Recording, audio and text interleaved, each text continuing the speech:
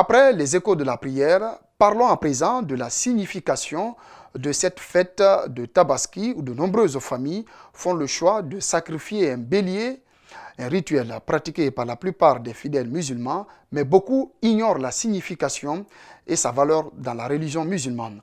À la grande mosquée de Tanene, par exemple, l'imam a indiqué la place de ce sacrifice. Reportage Alassane Dafé, Arseni Kamara. Dans la tradition musulmane, l'Aïd el-Kébir commémore la soumission d'Ibrahim à Dieu. Dans le Coran, il est indiqué que ce prophète a reçu l'ordre divin de sacrifier son fils Ismaël. Celui-ci, élevé dans la foi, accepte d'être immolé par son père. Il fut remplacé par un bélier par l'entremise de l'ange Djibril. En souvenir de cet épisode, les musulmans sacrifient un animal chacun selon ses possibilités. Le sacrifice a lieu après la grande prière dans les abattoirs agréés pour respecter les règles sanitaires et des principes religieux qui régissent l'abattage rituel.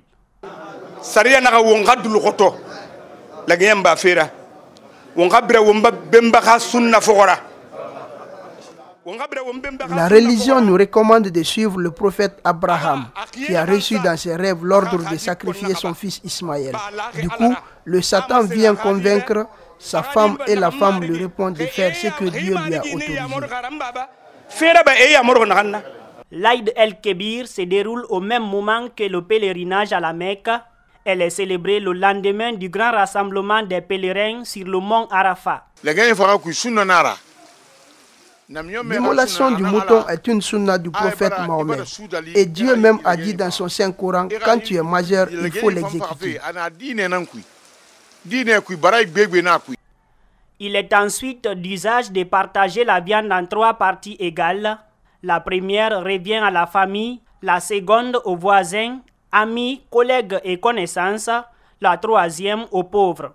Si les moyens ne suffisent pas, il n'est pas tenu de pratiquer le sacrifice. Les gens pensent que l'exécution de ce rituel dépend des moyens, même si un enfant qui a les moyens peut en accomplir aussi.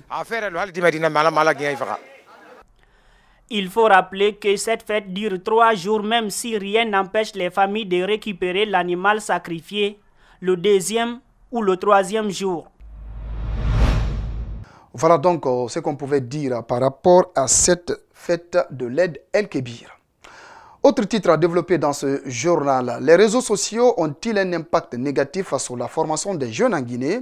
Oui, selon des spécialistes des NTIC, même si tous pensent que l'Internet pouvait plutôt participer à l'excellence, ils sont unanimes, le système doit impérativement être mieux contrôlé pour éviter une destruction du système éducatif guinéen. Abdoulaye Keita, Salifo Lifo Sissé ont interrogé des spécialistes. Suivez leur reportage. Depuis la découverte de l'Internet, certains jeunes comme Amadou Magasuba ne peuvent s'en débarrasser. Le téléphone est devenu un quotidien, Twitter, Facebook, Instagram, un passe-temps favori.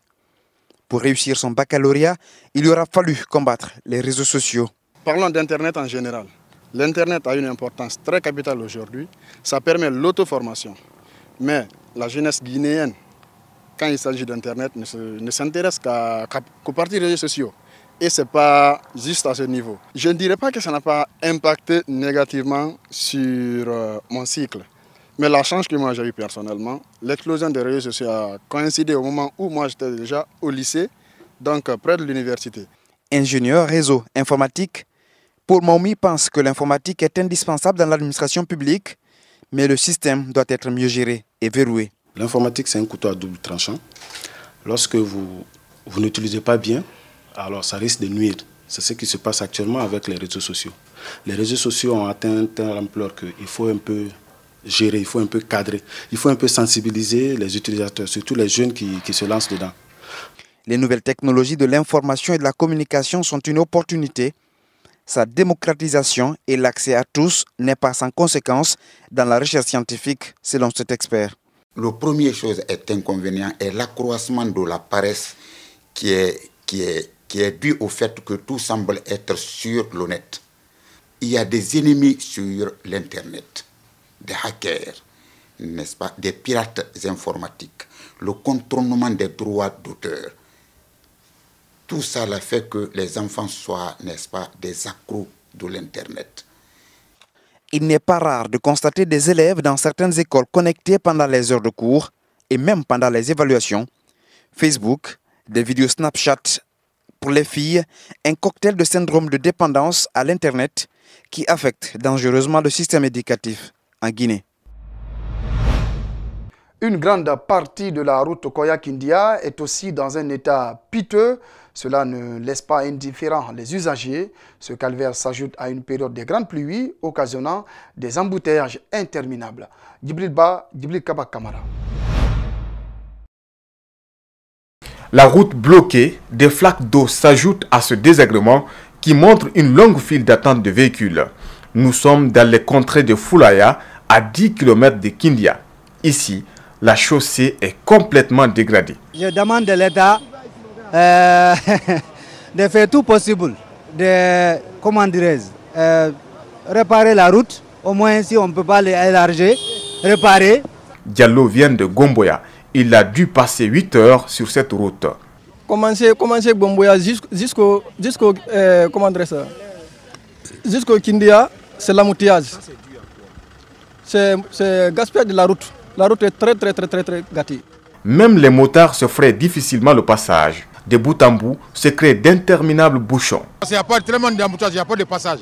Bon, depuis lors, on a arrêté ici. On cherche à dépasser, mais il n'y a pas de passage. Il y a de nombreuses routes de la Guinée qui présentent ces mêmes visages. Les travaux des services d'entretien routier ont encore du mal à produire des résultats escomptés.